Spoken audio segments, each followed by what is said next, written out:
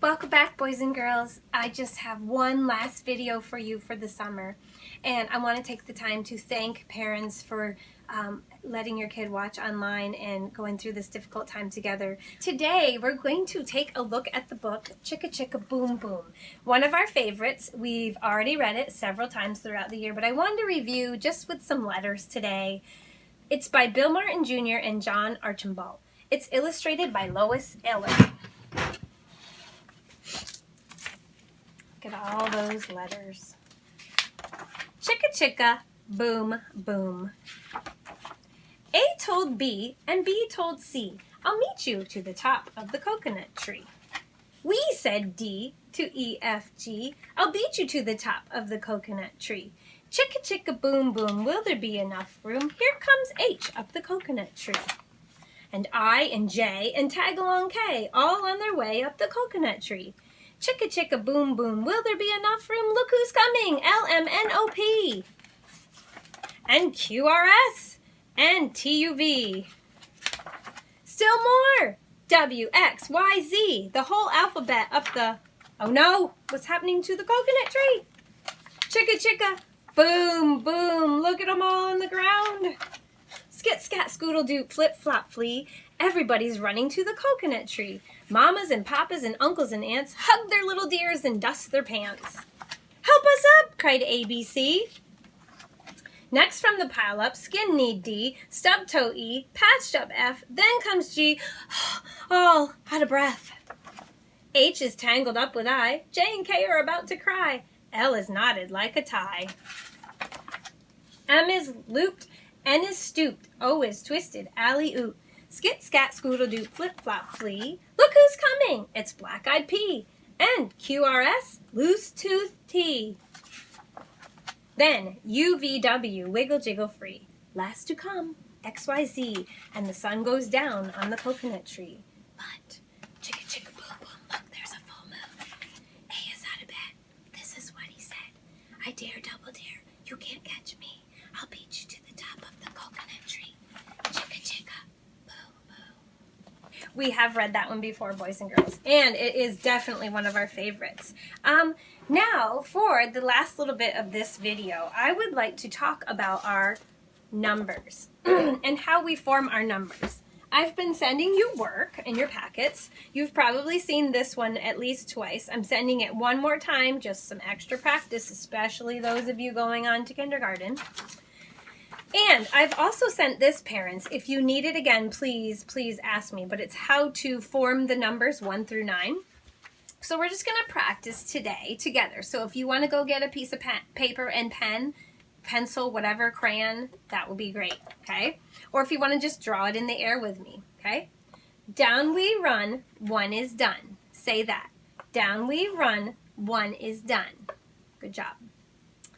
Around and around, give it a shoe, that's the way to make a 2. Around and around, give it a shoe, that's the way to make a 2. Good job. Down and over, down some more. Oops. Around and round like a tree, that's the way to make a 3. Sorry, guys. Around and round like a bee, that's the way to make a 3. My goodness. Down and over, down some more, that's the way to make a 4. Down and over, down some more, that's the way to make a 4. Friends, don't get discouraged or get mad if you can't quite do it the way that I'm showing you or the way that it's on the paper. That's why we're practicing. We practice and practice until it looks really the way we want it to look, okay? Short neck, tummy fat, number 5, wears a hat. Short neck, tummy fat, number 5, wears a hat. Good. Down and around, touch the stick, that's the way to make a 6. Down and around, touch the stick, that's the way to make a 6. Good. Across the sky, down from heaven, that's the way to make a 7. Across the sky, down from heaven, that's the way to make a 7. Now we're on 8. First an S, come up straight, that's the way to make an 8. First an S, come up straight, that's the way to make an 8. That one's super hard, guys, so don't get frustrated. Don't. Just keep practicing. Number 9, first a circle, then a line. That's the way to make a 9. First a circle, then a 9. That's the way to make a 9. Here's a bonus question for you, boys and girls. What comes after 9? 1, 2, 3, 4, 5, 6, 7, 8, 9, 10. So it's down we run, 1 is done, and a 0, which is like an oval, right? Good. Give yourself a pat on the back. And friends, if you did that with me, please send me a picture. We'll put it in our virtual bulletin board and get you on there, okay? Send a picture of that. I did put a little note in the little graduate bags, so you can read that. And I especially want to make mention about the Happy Summer postcard. They can color it, draw me a picture, or send me a note on the back. It's all addressed and stamped. And send it to me so I get some summer cheer mail from your kids. Here's our graduation day story. It's Clifford. The Howard family loved their little red puppy, but Clifford was making mischief. Clifford tried to run away in the park. Clifford sneaked food from the table. Anybody's puppy ever do that? Clifford knocked over the trash can and chewed up Mr. Howard's best shoes. Emily Elizabeth told Clifford, "You need to go to puppy school." Clifford was worried at first, but puppy school was fun.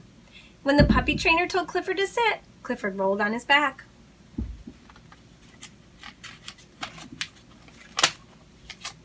"Down," the puppy trainer said to Clifford, but Clifford tore up the grass.